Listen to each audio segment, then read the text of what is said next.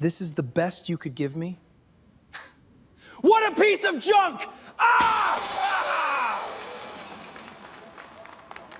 200 guests burst into laughter as Ethan Carter raised his glass of champagne, pointing across the ballroom at a woman in a simple gray dress standing quietly near the entrance. Her name was Amara Brooks, and she had come carrying a small wrapped box, nothing more. "Is this really the birthday gift you brought me? A cheap little watch?" Ethan's voice rang out over the microphone, dripping with mockery, and the room answered him with cruel amusement. He hurled the box to the marble floor, the sound of it cracking against stone, louder than it should have been, and then he snapped his fingers at security, ordering them to escort her out of his own birthday celebration. Amara did not cry. She did not raise her voice or beg for dignity in front of 200 strangers. She simply bent down, picked up the broken box with steady hands, turned on her heel, and walked toward the door with her spine straight and her chin level. And it was exactly then, as she reached the threshold, that the tall doors of the ballroom swung open from the outside, and the laughter died in an instant. A line of men in dark suits entered the room, papers in hand, and the one leading them scanned the crowd before speaking in a voice that carried to every corner. "Forgive the interruption," he said. "We are here to find the sole heir to the Brooks Corporation." To understand how a single evening could unravel so completely, it helps to go back further, past the party, past the champagne, past the shattered watch on the marble floor, to the ordinary rhythm of a life nobody suspected concealed anything extraordinary at all. 6 months earlier, Amara Brooks had been nothing more than a quiet woman who arranged paintings for a living, working long hours at a small gallery on the east side of Manhattan, dusting frames and cataloging invoices under fluorescent lights that flickered when it rained. She lived in a rented studio apartment above a bakery, paid her bills 2 days early out of habit, and owned exactly one good coat for winter. Nobody in her life, not her coworkers, not her neighbors, and certainly not the man she loved, knew that her grandfather was one of the most private billionaires in the country, a man named Richard Brooks, who had built an empire in real estate, private equity, and quiet philanthropy, while staying almost entirely out of public view. Before he passed away that spring, Richard had taken his granddaughter's hands in his and given her the only piece of advice he ever repeated more than once. "Never fall in love with someone simply because they discover how much money you have," he told her, his voice thin but certain, "because a man who loves your bank account will never see the woman standing in front of him." Amara had promised him she understood, and she had spent years honoring that promise by living as if the fortune did not exist at all. When Richard Brooks died, his attorney, a composed and careful man named Jonathan Brooks, no relation by blood, but trusted like family for 3 decades, asked Amara to keep the matter of the inheritance private for several weeks while the estate was formally processed. There were signatures to gather, valuations to confirm, foundations to notify, and Jonathan wanted no chaos to touch Amara while she was still grieving. She agreed without hesitation, relieved in some strange way to have a few more weeks of ordinary life before the world learned who she truly was. During those same weeks, her boyfriend of 2 years, a sharp and ambitious young entrepreneur named Ethan Carter, was consumed with planning his own 33rd birthday celebration, an event he intended as both a party and a public announcement of his company's expansion into 2 new international markets. Ethan had built his firm from a modest consulting practice into a recognized name in finance technology,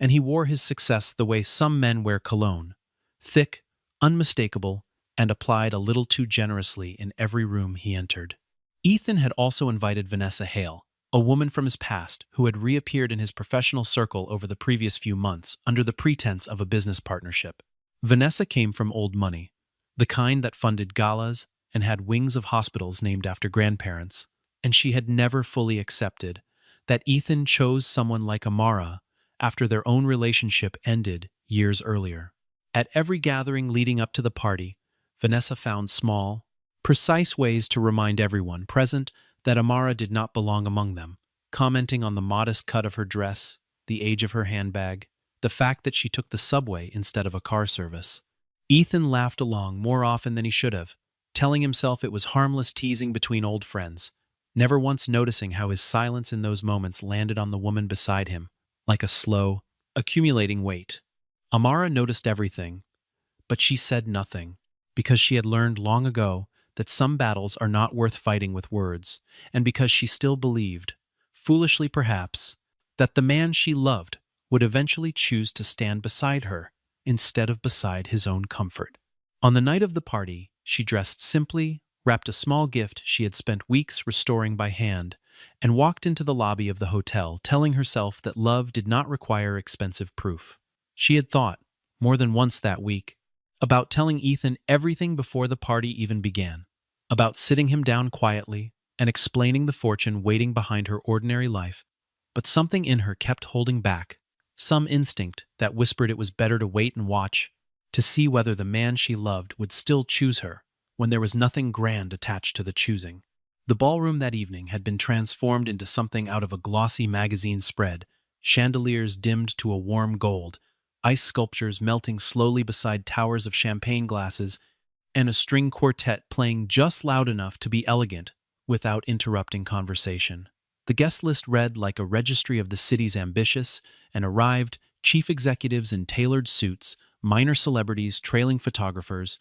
venture capitalists, comparing portfolio returns between bites of seared scallop. Ethan moved through the crowd like a man born to be admired, shaking hands, accepting congratulations, positioning himself beneath the best lighting without seeming to try. Vanessa stayed close to him all evening, her hand finding his forearm at every opportunity, her laughter a fraction too loud whenever cameras turned in their direction. Amara stood near the edges of the room, polite but unremarkable in her simplicity,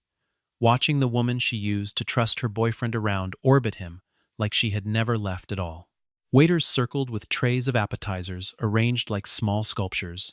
A jazz singer took the stage between sets of the string quartet, and somewhere near the bar, a cluster of investors debated market projections loudly enough to be overheard, none of them noticing the quiet woman in gray, who moved through their midst almost invisibly, the way she had learned to move through rooms like this one for years, present but never quite seen. It was Vanessa who first raised the question loudly enough for a cluster of guests to hear, asking with theatrical curiosity what on earth Amara could have possibly bought for a man who already owned everything. The question rippled outward, heads turning, conversations pausing, until someone near the gift table suggested, half joking, that Ethan open his presents, in front of everyone, the way he always did at these events.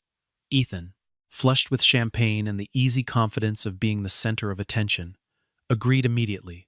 calling for quiet as he began unwrapping gifts one by one. There were designer watches, a set of cufflinks flown in from Switzerland,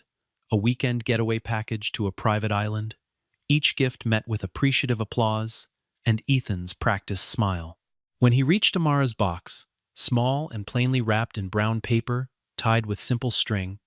the room's energy shifted, curiosity turning faintly cruel. Inside was an antique pocket watch that had belonged to Amara's late father, one she had spent 3 months and nearly every spare dollar restoring at a small horologist's shop downtown,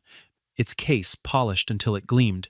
its mechanism repaired to keep perfect time again. Ethan stared at it for a long moment, his expression sliding from confusion into visible disappointment, and Vanessa's laughter cut through the silence like a blade finding its mark. That laughter seemed to unlock something reckless in Ethan, a need to reclaim the room's admiration by any means necessary, and he made the decision that would define the rest of his life within the span of a single breath. He raised the pocket watch above his head for the entire ballroom to see, his voice rising with theatrical outrage as he asked whether this was truly the best Amara could offer him, a second-hand watch that looked like it belonged in a pawn shop window. He compared her openly to Vanessa, listing the designers Vanessa wore, the family name she carried, the polish she brought to every room she entered, as if Amara were a disappointing investment rather than a woman he claimed to love. He told her, loud enough for the string quartet to fall silent, that she embarrassed him, that she had never truly fit into his world, and that perhaps it was time she understood exactly where she stood among his real friends. Then he let the watch fall from his hand, and it struck the marble floor with a sound sharper than it should have made, its glass face splitting into a spider web of cracks. 2 security guards, summoned by a glance from Ethan, moved toward Amara with the practiced neutrality of men paid not to ask questions. ready to walk her out of a party she had never wanted glamour from in the first place. Several guests filmed the moment on their phones without lowering their voices, some laughing along with Ethan, others going quiet with the particular discomfort of witnessing cruelty. They lacked the courage to interrupt. A few tried, weakly, to change the subject, murmuring that perhaps it was time for the band to play something livelier, but their voices were swallowed by the momentum of the room, by the strange gravitational pull cruelty exerts, once it has an audience willing to laugh along with it. Vanessa stood close to Ethan throughout, her expression carefully arranged into something between amusement and pity, occasionally leaning toward the guests nearest her to whisper a comment that made them laugh harder, feeding the spectacle exactly the way she had hoped it might unfold when she first raised the question of the gift. Amara knelt slowly and picked up the broken watch from the floor, cradling it in both palms as if it were still whole, and when she rose, she looked at Ethan for what felt like a very long time. "I understand now," she said, her voice even and unhurried,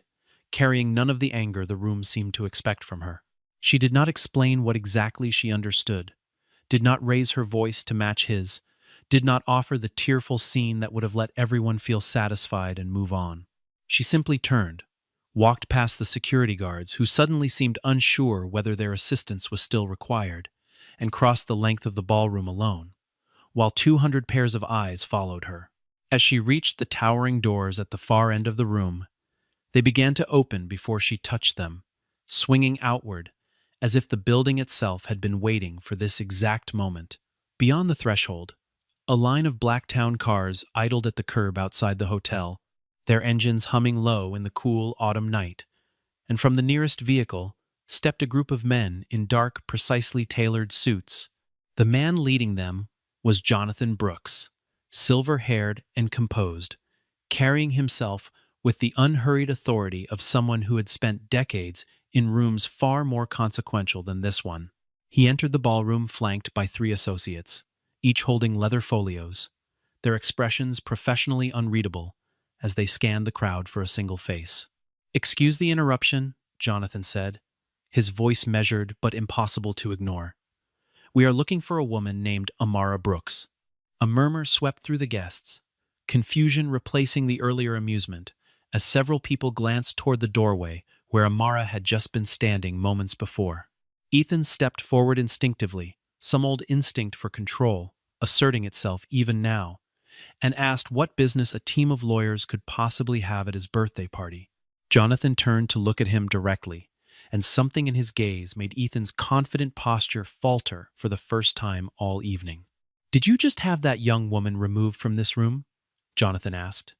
and the question landed with a weight that silenced every remaining whisper. Ethan, still not fully understanding the gravity of what was unfolding, explained with a dismissive shrug that his girlfriend had embarrassed him with an inappropriate gift and that she had simply been asked to leave. Jonathan's expression did not change, but his voice dropped into something colder and more deliberate as he informed the room that the man they had just watched publicly humiliate a woman had, without knowing it, insulted someone whose personal fortune exceeded the entire value of Ethan's company several times over. A ripple of disbelief moved through the crowd, phones lowering, conversations dying entirely, as people began exchanging uncertain glances, unsure whether they had misheard. Vanessa, who had been standing close to Ethan all evening basking in the spectacle,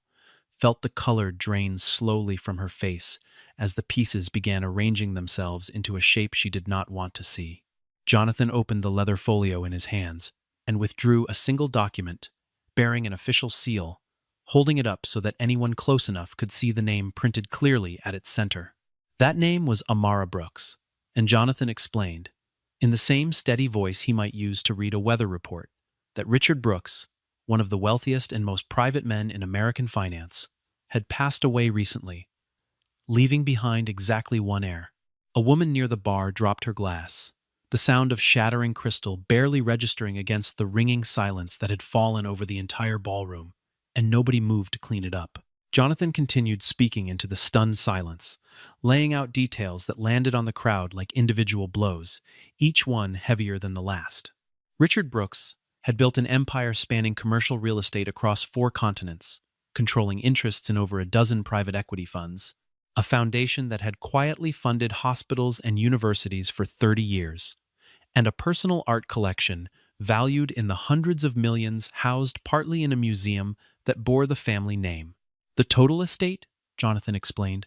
was valued conservatively at several tens of billions of dollars,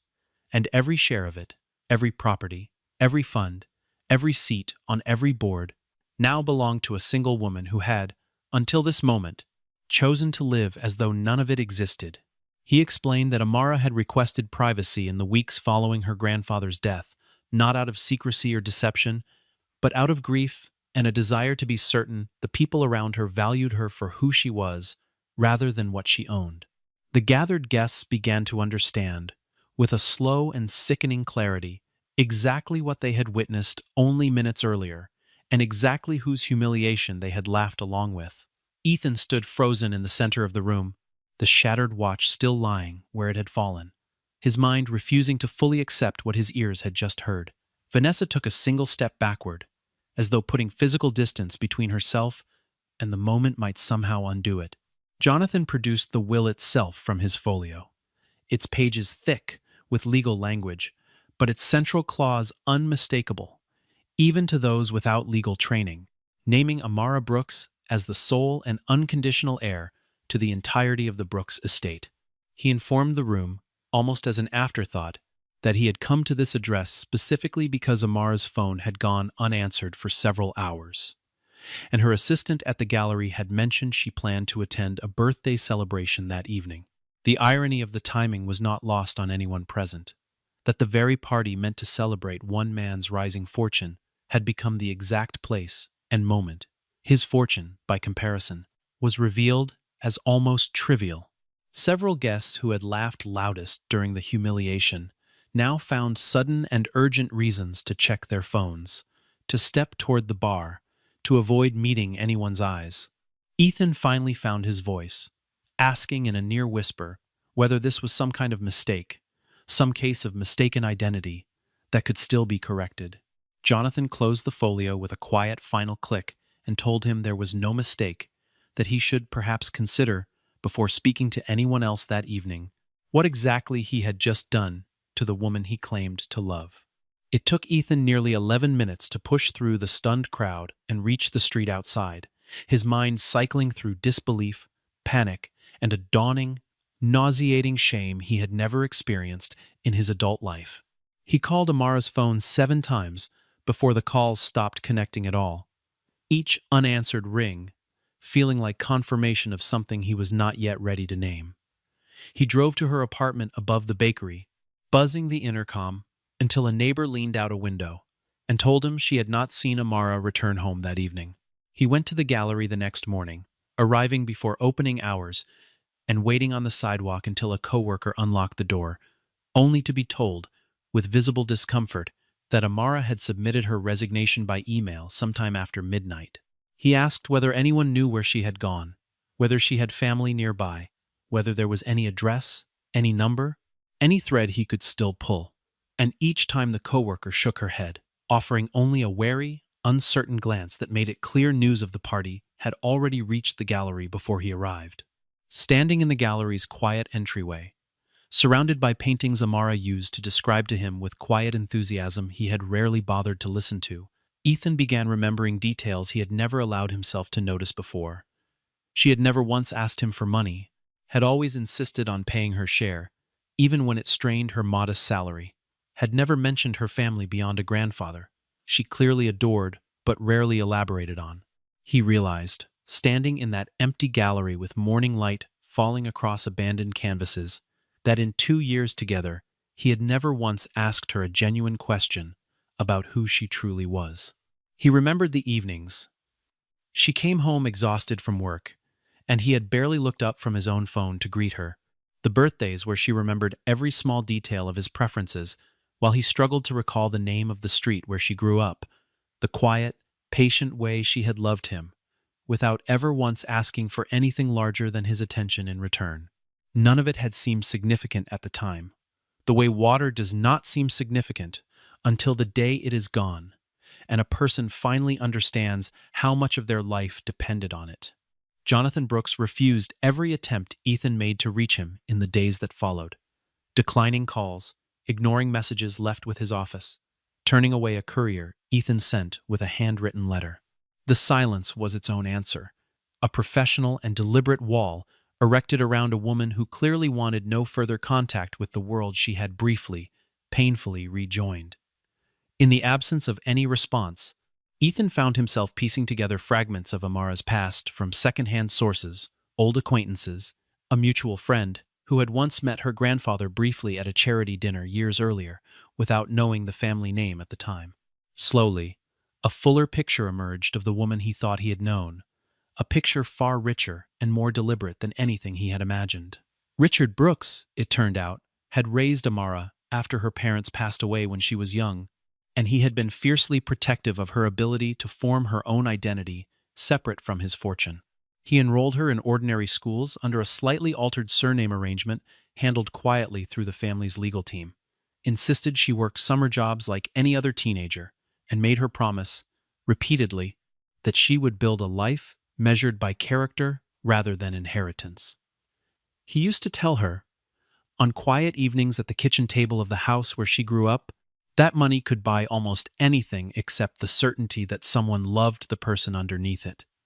And that certainty, he insisted, was worth more than every account statement bearing the family name combined. Amara had taken that, end quote, to save carefully for things other people simply purchased without thought. What almost no one at the party could have known, and what Ethan would only learn much later through a mutual acquaintance who had briefly worked at the Brooks Foundation, was that Amara had been planning to reveal everything to Ethan shortly after his birthday celebration concluded. She had told a close friend, weeks earlier, that she intended to sit him down once the party noise settled and finally explain the truth of who she was and where she came from, hoping he would understand why she had waited so long to share it. She had wanted, more than anything, to know that the 2 years they spent together had been built on something real, on affection for her, exactly as she appeared, rather than admiration for a fortune she had not yet claimed. She had even rehearsed the conversation in her mind, imagining how she might begin, imagining the look on his face when he understood, and in every version of that imagined evening, he took her hands and told her none of it changed anything at all, that he had already known everything he needed to know. The pocket watch she brought that night, restored so carefully over 3 months of evenings spent at a small horologist's workbench, had been intended as a symbol of exactly that kind of love, patient, personal, and unhurried by wealth. Instead, it lay shattered on a ballroom floor, and whatever trust Amara had been building toward sharing her full self with Ethan shattered along with it in that single, humiliating moment. By the time Ethan understood any of this, the woman capable of forgiving it had already walked out a set of glass doors and into a life that no longer had room for him in it. A letter arrived at Ethan's office roughly 2 weeks after the party, hand-delivered by a courier who left without waiting for a response, its envelope bearing no return address, but Amara's unmistakable, careful handwriting across the front. Inside, in a few short paragraphs, Amara explained what had actually wounded her that night, and it was not, as Ethan had assumed in his more self-pitying moments, the insult about the watch itself. "What hurt," she wrote, "was not that you disliked my gift, because gifts are small things, and hearts are not required to love every object placed in front of them. What hurt was that you let 200 strangers decide my worth for you, that you needed their laughter to know how to feel about me, that in the moment it mattered most, you chose their approval over understanding who I actually was." She wrote that she had spent her entire life being taught to value character over money, and that watching him abandon her for the sake of appearances confirmed something she had feared but never wanted to believe about him. Ethan read the letter standing in his office doorway, and by the time he finished it, his hands were trembling badly enough that he had to sit down on the floor, the paper still clutched against his chest. He read it again that night, and again the following morning, until the words no longer felt like sentences on a page, but like a mirror held up to every choice he had made in that ballroom. A mirror he could not look away from, no matter how badly he wanted to. The consequences beyond his personal grief arrived quickly and mercilessly. As footage from the party, filmed by multiple guests that night, began circulating widely within days, stitched together from different angles to show the full, ugly arc of the humiliation. Business partners who had once competed for Ethan's attention began finding reasons to postpone meetings, then to cancel contracts outright, citing concerns about brand reputation and public perception that they never fully spelled out but everyone understood clearly enough. Two major investors withdrew their commitments to the international expansion Ethan had planned to announce at the very party where everything unraveled, and without their capital, the expansion collapsed before it ever truly began. His own board of directors, uneasy about the mounting public criticism attached to his name, called an emergency meeting within the month to discuss his continued leadership of the company he had built from nothing. Vanessa, sensing the direction the wind was turning, distanced herself from Ethan almost immediately, issuing a brief statement through a publicist, describing herself as merely an old friend, uninvolved in the evening's unfortunate events. Ethan found himself, within the span of a single season, losing the company, the reputation, and the woman that together had once made up the entire architecture of his identity. Old friends stopped returning his calls. Invitations to the events he once organized himself dried up entirely, and for the first time in his adult life he understood, from the inside, the particular loneliness of a room emptying out once it decides a person is no longer useful to be seen beside. It was nearly 4 months later, on a cold afternoon in early winter, that Amara agreed to appear publicly for the first time since the party, at the opening of a new education wing,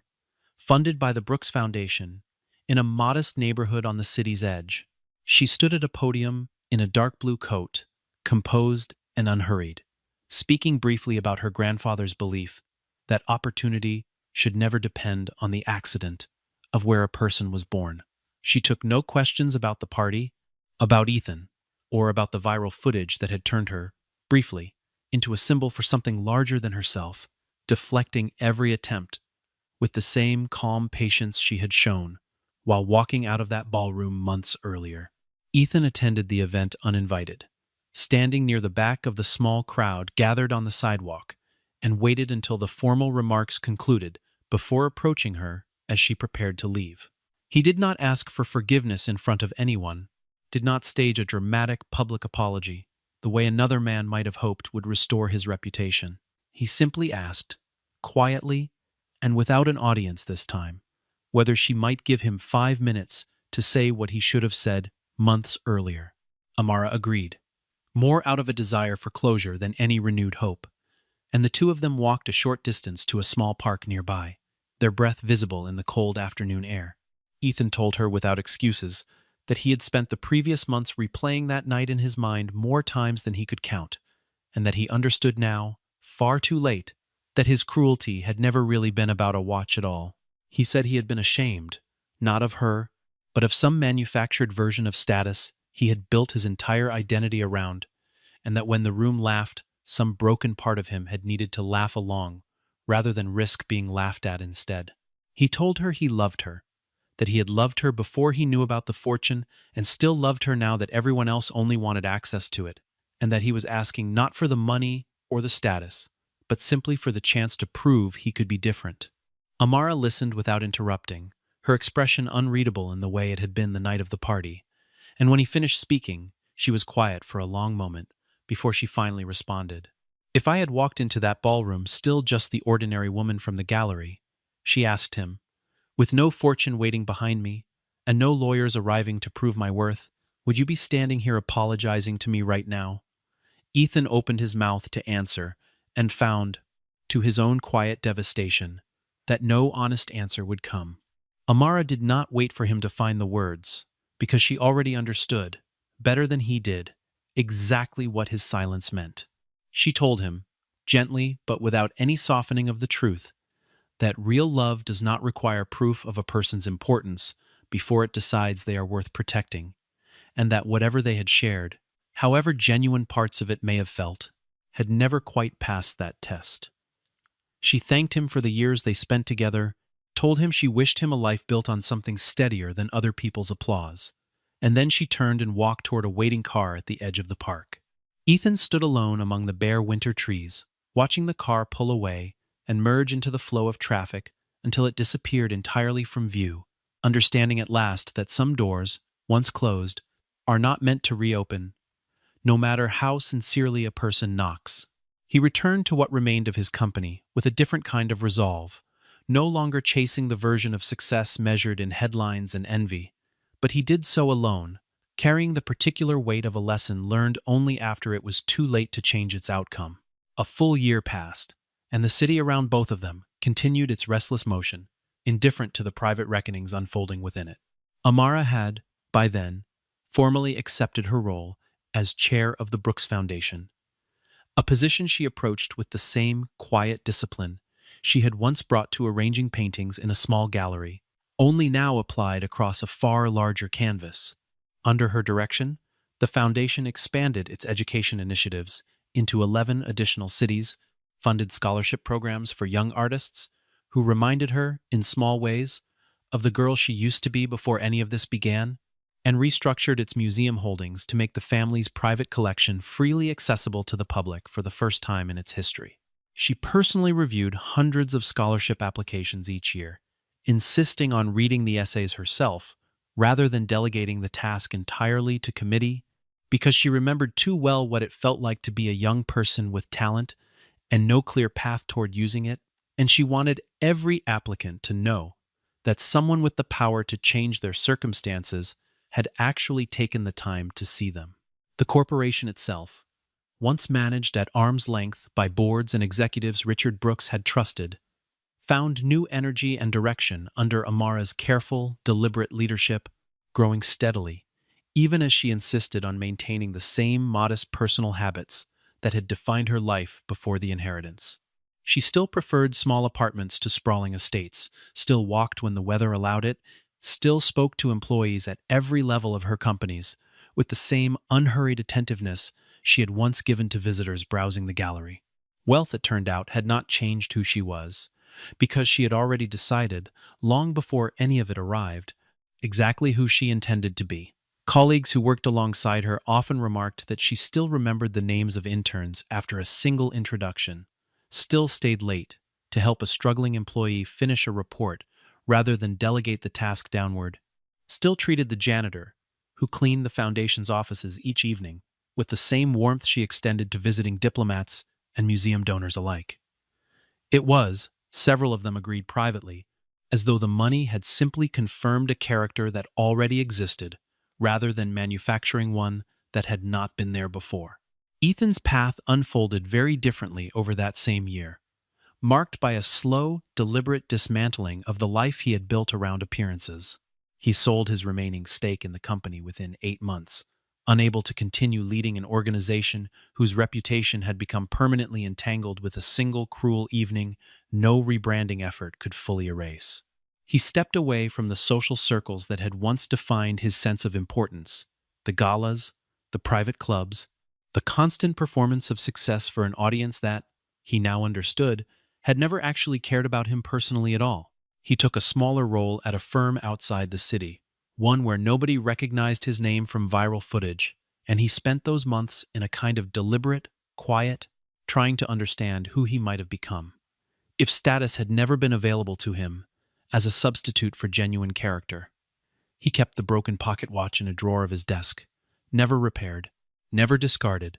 a small and deliberate reminder of the exact moment he had chosen, an audience's laughter over the quiet, steady love standing right in front of him. It was not redemption exactly, not the kind that erases what came before,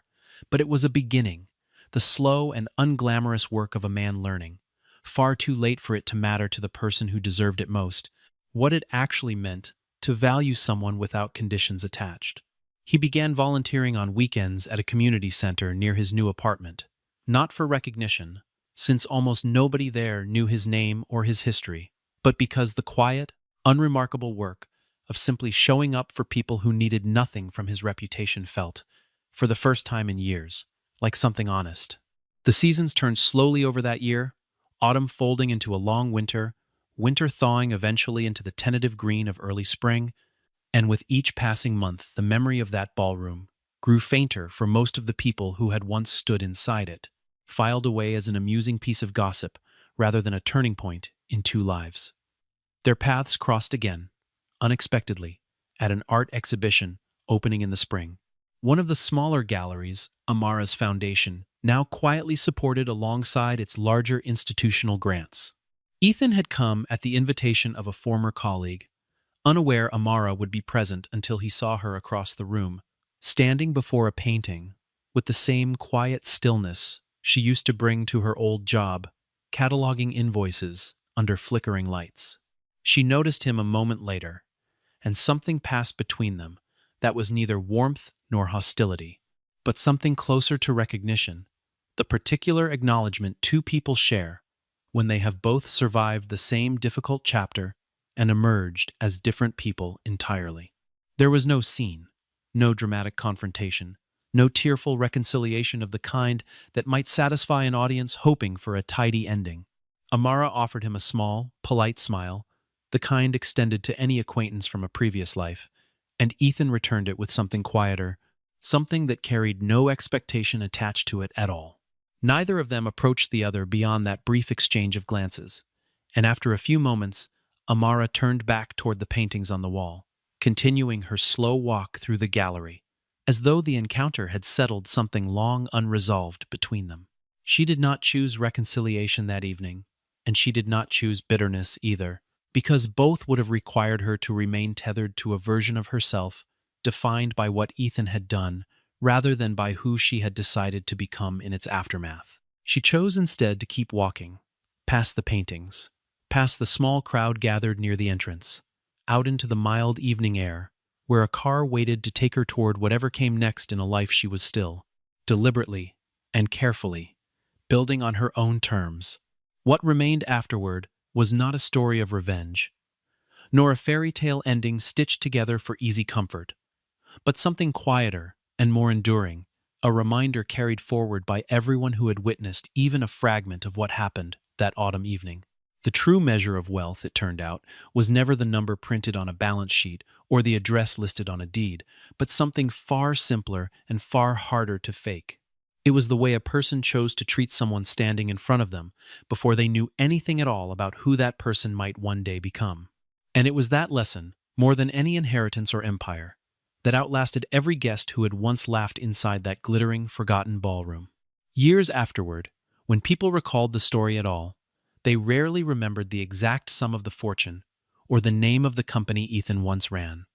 but they remembered, almost without fail, the image of a woman in a simple gray dress, bending down to pick up a broken watch without a single tear, and walking away with her dignity fully intact. That image, more than any headline or courtroom document, became the true inheritance she left behind, passed quietly from one listener to the next. A reminder that grace under cruelty is its own kind of fortune, one that can never be seized, divided, or taken away by anyone who fails to recognize its worth until it has already walked out the door.